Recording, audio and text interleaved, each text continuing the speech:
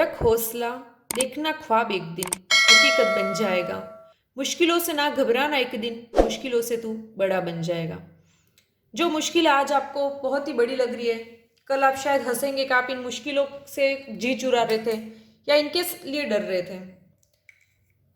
अगर आप अपना 100% देंगे, पूरी मेहनत करेंगे, तो कहते हैं वो खुदा भी उन्हीं की मदद करता है जो खुद की मदद करते हैं। Wish you all the best. तो चलिए आज हम अव्यय का अंतिम और चौथा भेद देख लेते हैं, विस्मयादिबोधक अव्यय, जिसको अंग्रेजी में कहते हैं इंटरजेक्शन। इसकी परिभाषा है जिन शब्दों द्वारा विस्मय, भय, हर्ष, क्रोध, घृणा आदि भाव प्रकट होते हैं उन्हें विस्मयादिबोधक अव्यय कहते हैं। अर्थात विस्मय, भय, हर्ष, क्रोध, घृणा ये सारे क्या है? ये सारे भाव है। और जो विस्मय आदि बोधक, देखो यहां पर इसके नाम से ही विस्मय आदि इत्यादि जिनका बोध कराते ऐसे अव्यय शब्द जो हमारे मनोभावों को प्रदर्शित करते हैं, वो सारे शब्द जो कि ना किसी व्यक्ति वस्तु का नाम है, ना अर्थात कोई संज्ञा भी नहीं है, सर्वनाम शब्द भी नहीं होंगे, क्रिया ना विशेषण शब्द होंगे, वो सारे शब्द अव्यय कहलाते हैं। और अव्यय में भी हमारे भावों को प्रदर्शित करने के कारण वे सारे अव्यय शब्द विस्मयादिबोधक अव्यय के अंतर्गत आते हैं। अब विस्मयादिबोधक अव्यय की पहचान कैसे करें? इसकी पहचान बिल्कुल आसान है। सबसे आसान अगर कोई अव्यय है तो वो है यही। विस्मयादिबोधक शब्द वाक्य के आरंभ में आते हैं, मतलब शब्द जो वाक्य है उसकी स्टार्टिंग ही इन शब्दों से होती है, तथा उनके बाद विस्मय सूचक चिन्ह, ये चिन्ह से हम सब परिचित हैं, लगाया जाता है। अगर आपने अभी तक विराम चिन्ह नहीं पढ़े हैं तो ऊपर आई बटन पे क्लिक कीजिए, वहां से आपको विराम चिन्ह की पहचान कैसे करें उनसे संबंधित एक वीडियो भी बनाया गया है, तथा पिछली प्रतियोगी परीक्षाओं में पूछे गए विराम चिन्हों से संबंधित प्रश्नों की भी एक सुंदर सी प्रश्नमाला भी हमने के वीडियो डाले हैं, तो वहां से आप उसको भी देख सकते हैं। तो ये चिन्ह जो है वह विस्मयादिबोधक या विस्मय सूचक चिन्ह कहलाता है। इस चिन्ह से हमें बहुत ही आसानी होती है। यह चिन्ह जहां पर लगा होता है वहां हम आसानी से कह सकते हैं कि भाई ये विस्मयादिबोधक चिन्ह है। जैसे उदाहरण, अरे कितनी सुंदर प्रस्तुति दी है। अरे, इससे पता चला भाई आश्चर्य या विस्मय प्रकट हो रहा है। जैसे कि आप सभी ने ये प्रसिद्ध पंक्तियां सुनी होगी नरोत्तम दास जी की, जिसमें कि सुदामा से कृष्ण कहते हैं, हाय महादुख पायो सखा तुम आए इतेन किते दिन खोए। हाय, इसमें जो हाय शब्द है उससे पता चल रहा है कि वो अपने मित्र के दुख में दुखी है। इनसे मनोभावों की अभिव्यक्ति होती है। जहां पर भी मनोभावों का जिक्र हो वहां आप समझ जाना विस्मयादिबोधक अव्यय का प्रयोग हुआ। जैसे कि उदाहरण का, हाय चोरों ने उसका घर लूट लिया। अगर आपको पता चलेगा आपके किसी पड़ोसी का घर लूटा गया है तो आपको क्या होगा? दुख होगा ना। और वे दुख प्रकट करने के लिए आपके मुंह से स्वतः ही बिना किसी प्रयास के शब्द निकल जाएगा, हाय। तीसरा बिंदु है, ये शब्द भावों की तीव्रता के कारण अनायास ही मुख से निकलते हैं। जैसे कि हम अगर खुश होते हैं तो हम कहते हैं वाह या आहा, मजा आ गया। ये सारे शब्द जो होते हैं वो हम खुशी में कहते हैं। हम दुख होते तो अरे, ओह, हाय, ये सारे शब्द हमारे जो भी दुख में, तो ये शब्दों के लिए हमको कभी सोचना नहीं पड़ता। इवन ये हमारे मुंह से जैसी सिचुएशन होती है उसके अनुसार तुरंत ही निकल जाते हैं। हमने आज तक विचार भी नहीं किया, क्योंकि हम बोलते हैं तो ये सारे शब्द अपने दैनिक जीवन में भी है, लेकिन हमने कभी इन पर इतना गौर ही नहीं किया। लेकिन अब देखना, आप गौर करना कि आप दिन में कितने बार इन शब्दों का प्रयोग करते हैं। आप दूसरों से बातें करते हैं तब अपने मनोभावों को व्यक्त करने के लिए कहीं ना कहीं ये सारे शब्द आप कहीं ना कहीं प्रयोग जरूर करते हैं। तो अब विस्मयादिबोधक जो अव्यय है उसके कितने भेद है, अर्थात वो सारे शब्द जिनसे हमें पता चलता है कि ये विस्मयादिबोधक अव्यय है। विस्मय सूचक शब्द, अर्थात जहां पर आश्चर्य प्रकट हो रहे, अरे, अरी, हे, क्या, ए। हर्ष सूचक शब्द मतलब प्रसन्नता, खुशी बताने वाले शब्द कौन से? आहा, वाह, शाबाश, बहुत खूब। शोक सूचक शब्द अर्थात दुख, दर्द प्रकट करने वाले, हाय, आह, ओह, उफ, राम राम। भय सूचक शब्द है अरे रे, बाप रे। तिरस्कार सूचक शब्द मतलब किसी का अपमान करने के अर्थ में छी, हट, धिक या धिक्कार है, ये शब्द भी आपको मिल जाएगा ना। अभिवादन सूचक है नमस्ते, प्रणाम, सलाम, बधाई। और चेतावनी सूचक में जैसे कोई जा रहा है और सामने से सांप, अपन बोलेंगे सावधान, आगे पैरों में देखो सांप है। या फिर कोई जा रहा था तो होशियार, खबरदार। कृतज्ञता सूचक मतलब किसी ने हमारी हेल्प की और मदद के लिए तुम क्या बोल, धन्यवाद, शुक्रिया, जिंदाबाद। तो ये सारे शब्द और इनके अलावा भी हजारों ऐसे दूसरे शब्द हैं जिनको हम विस्मयादिबोधक अव्यय के अंतर्गत लिख सकते हैं, जो हमारे भावों को प्रकट करते हैं। इनसे संबंधित हम परीक्षा में पूछे जाते हैं ऐसे प्रश्न।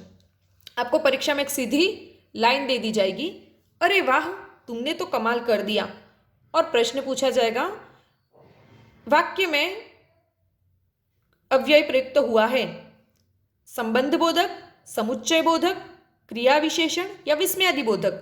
तो हम कह सकते हैं भाई यहाँ पर हमने सबसे पहले विस्मय सूचक चिन्ह देख लिया, आगे शब्द है अरे वाह, और पूरी पंक्ति पढ़े अरे वाह तुमने तो कमाल कर दिया, अर्थात हमने किसी का कोई बहुत अच्छा काम देख करके हमें क्या हुआ, खुशी हुई।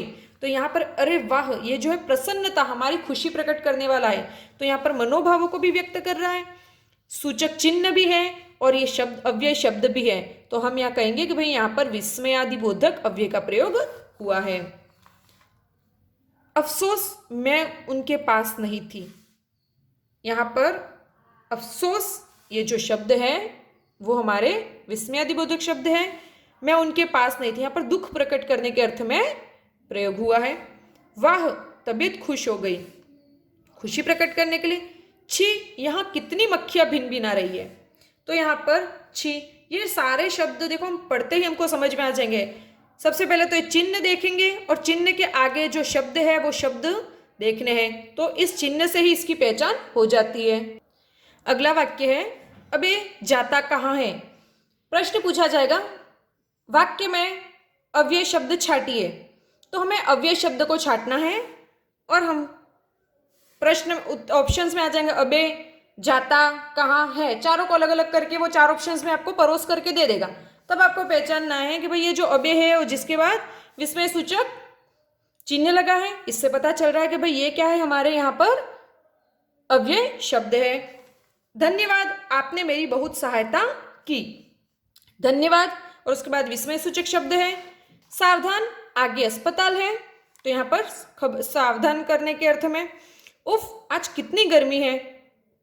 अगला है वाह कितनी सुंदर झील है, प्रसन्न होकर। हाय मैं लूट गया, दुख के अर्थ में। वाह क्या छक्का मारा है, वाह प्रसन्नता के अर्थ में। छी यहाँ कितनी गंदगी है। बहुत अच्छा इसी तरह परिश्रम करते रहो। अरे वाह तुमने तो कमाल कर दिया।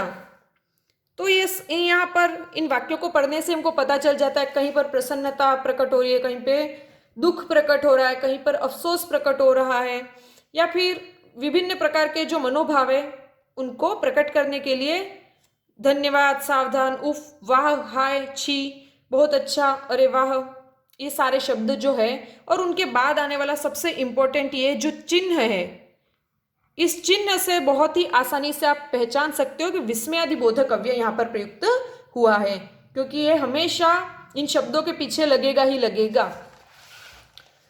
अब हमेशा तो हमने देखा है कि अभी तक जितने शब्द देखे वो अव्यय शब्द थे, लेकिन यहाँ पर नोट में हमने लिखा है विस्मयादिबोधक शब्द अव्यय या अविकारी होते। मोस्ट ऑफ देखे हमने सारे जितने भी थे अविकारी थे, परंतु अनेक विकारी शब्दों का प्रयोग विस्मयादिबोधक शब्दों के रूप में किया जाता है।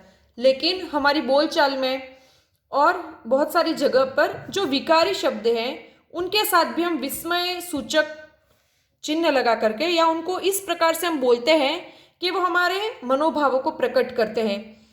जैसे कि कुछ संज्ञा शब्द हैं जिनका प्रयोग होता है, जैसे हम अक्सर बोलते हैं हाय राम, ये क्या हो गया। अब हाय के बाद हमने राम शब्द बोला, ठीक है, राम तो संज्ञा शब्द है। फिर आप बोलोगे भाई ये कैसे हुआ, हाय राम ये क्या हो गया। यहाँ पर दुख प्रकट करने के लिए हाय राम शब्द का प्रयोग किया गया है। जैसे हमने देखा था राम राम शब्द दुख में, तो राम शब्द ऐसे संज्ञा शब्द था।